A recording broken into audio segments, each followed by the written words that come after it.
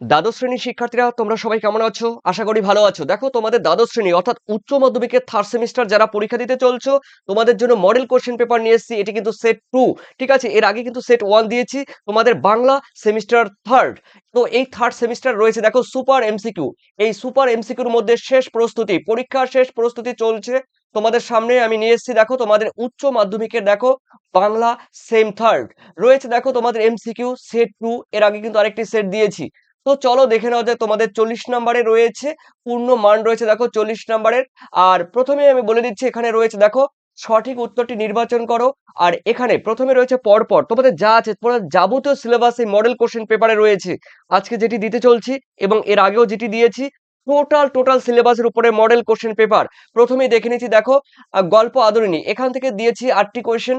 তো চলো প্রথম কোশ্চেন আমরা দেখে নিচ্ছি দেখো আদরিণী গল্পে জয়রাম মুখোপাধ্যায়ের আদরিণীকে প্রথম আহ, কোথা থেকে কিনেছিলেন? উত্তর কিন্তু হবে দেখো, উত্তর কিন্তু হরিছত্রের মেলা থেকে, ঠিক আছে? অর্থাৎ তোমাদের কিন্তু রয়েছে খ ইজ দা কারেক্ট আনসার।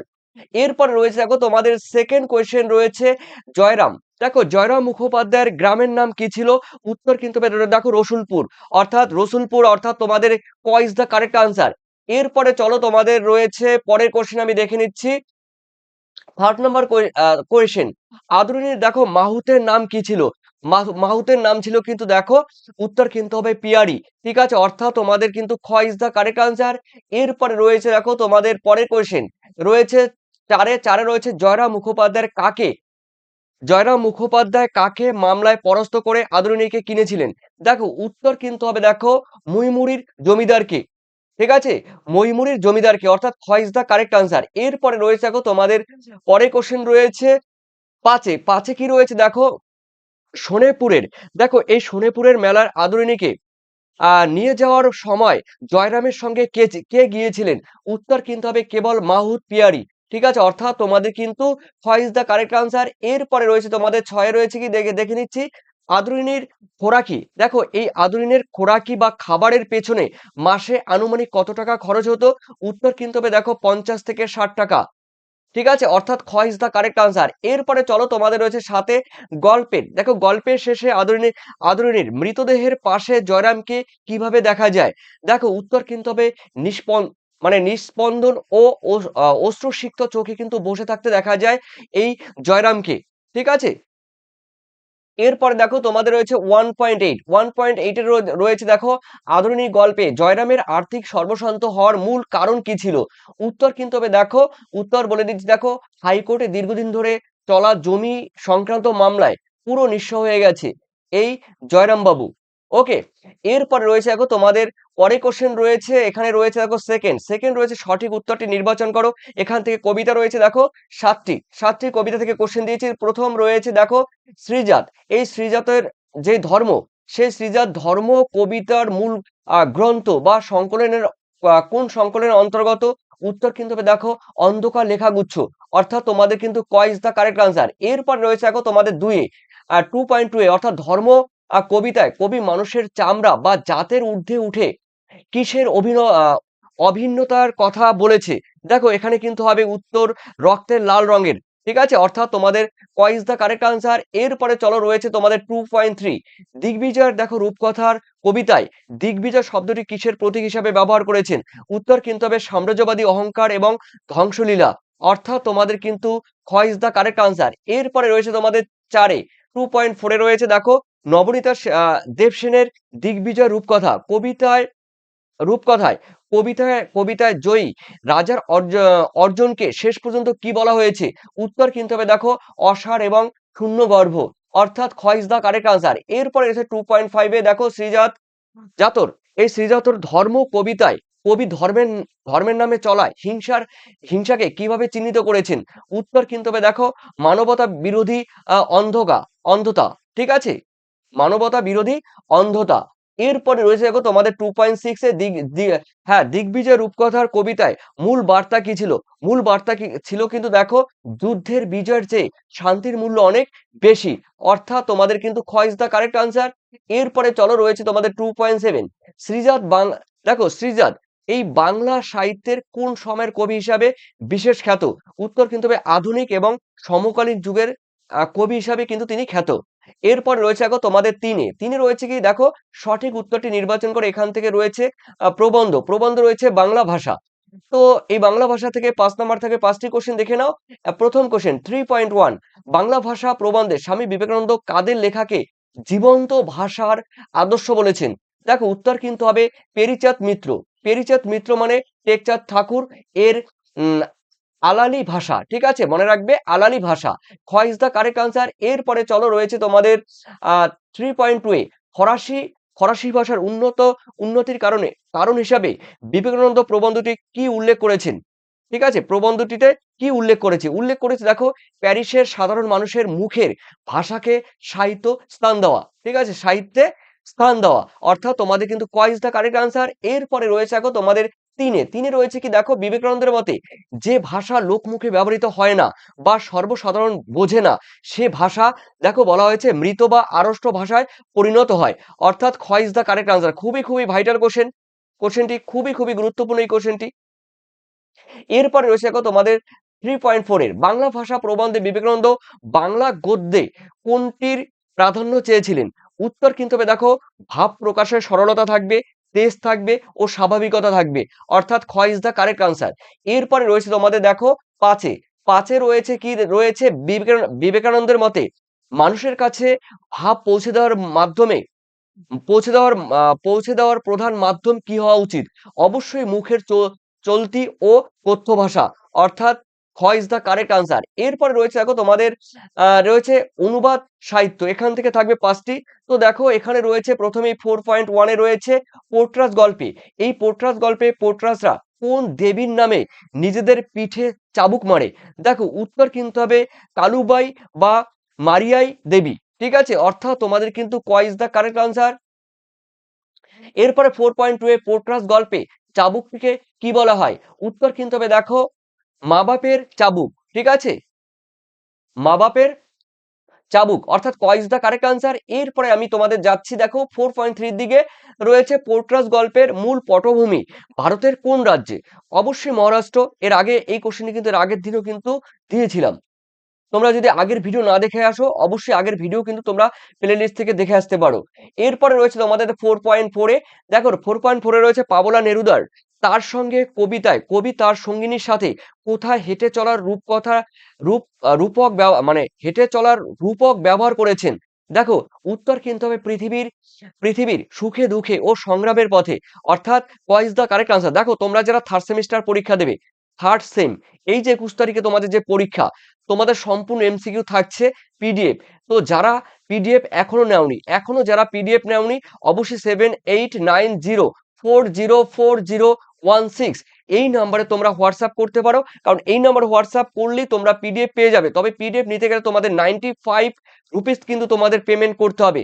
আর এই পেমেন্ট করলে তোমরা কিন্তু টোটাল তোমাদের গল্প, কবিতা, ভাষা যা রয়েছে, ঠিক আছে, গ্রামার থেকে শুরু করে টোটালি তোমরা কিন্তু একটা পিডিএফ এর মধ্যে টোটাল থাকবে।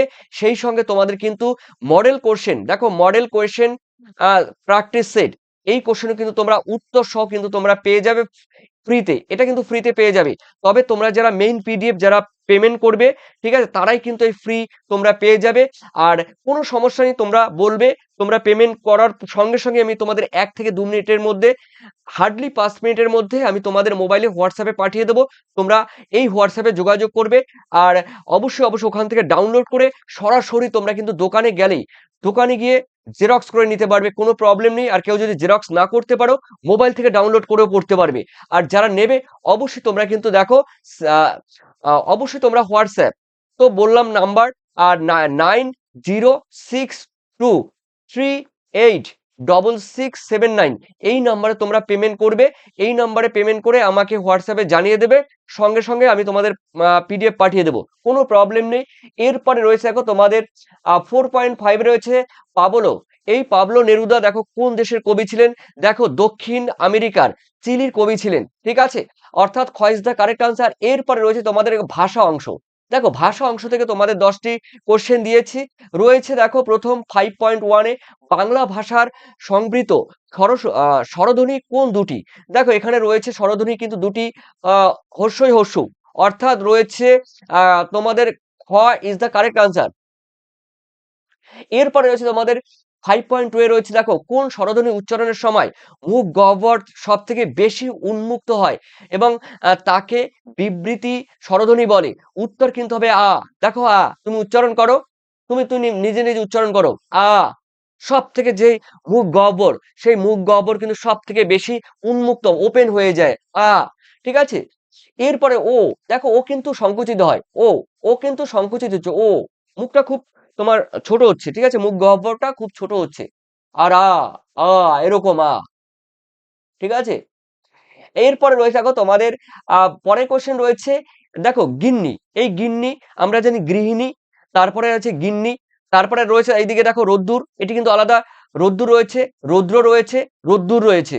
এগুলি কোন প্রকারের শব্দ? এগুলো কিন্তু অর্ধ তৎসম বা ভগ্ন তৎসম। অর্থাৎ তোমাদের খ ইজ দা কারেক্ট আনসার। খুবই খুবই গুরুত্বপূর্ণ এবং ভাইটাল কোয়েশ্চেন। চলো আমরা দেখে নিচ্ছি তোমাদের 5.4 এ দারোগা, কুর্নিশ, বারুদ, এগুলো বাংলা শব্দ ভান্ডারে কোন ভাষার শব্দ? উত্তর কিন্তু হবে তুর্কি ভাষার শব্দ। অর্থাৎ তোমাদের কিন্তু ক ইজ দা কারেক্ট আনসার। এরপরে চলো রয়েছে তোমাদের পরের কোশ্চেন আমরা দেখে নিচ্ছি। পরের কোশ্চেন রয়েছে 5.5 এ রয়েছে, কি রয়েছে দেখো, রয়েছে সন্দেশ। এই সন্দেশ শব্দের আদি অর্থ ছিল সংবাদ, ঠিক আছে, কিন্তু বর্তমানে অর্থ কিন্তু মিষ্টি বিশেষ। এই শব্দের কোন ধরনের পরিবর্তন? এটি কিন্তু অবশ্যই শব্দের রূপান্তর বা স্থানান্তর।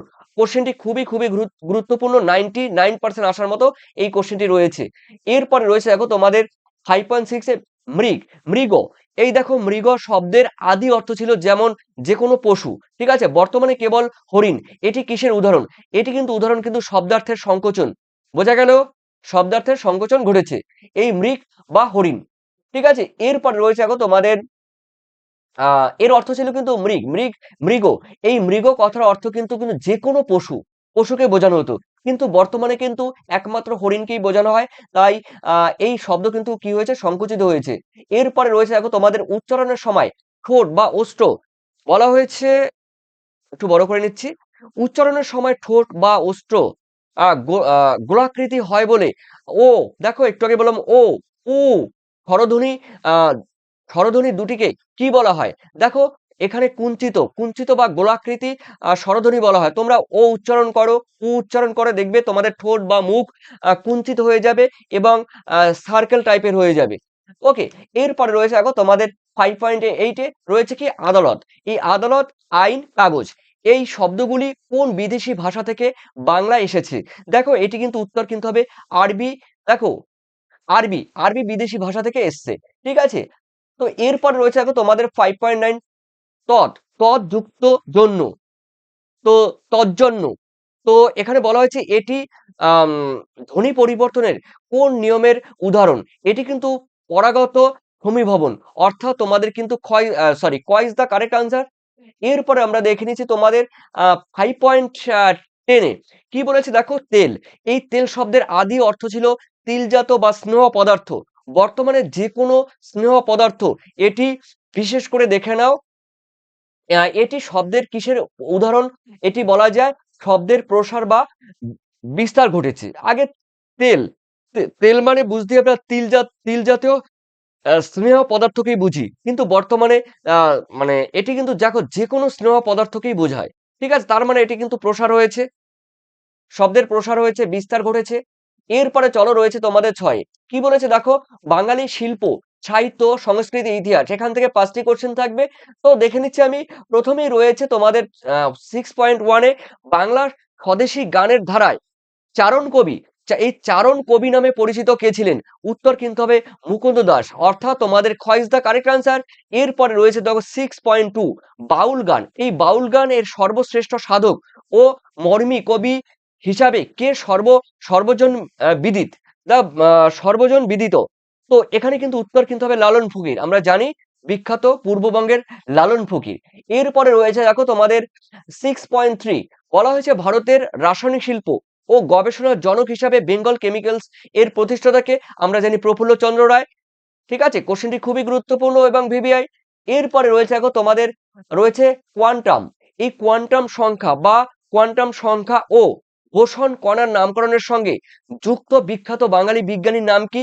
সত্যেন্দ্রনাথ বসু। ঠিক আছে, অর্থাৎ তোমাদের কিন্তু হবে খ ইজ দ্য কারেক্ট আনসার।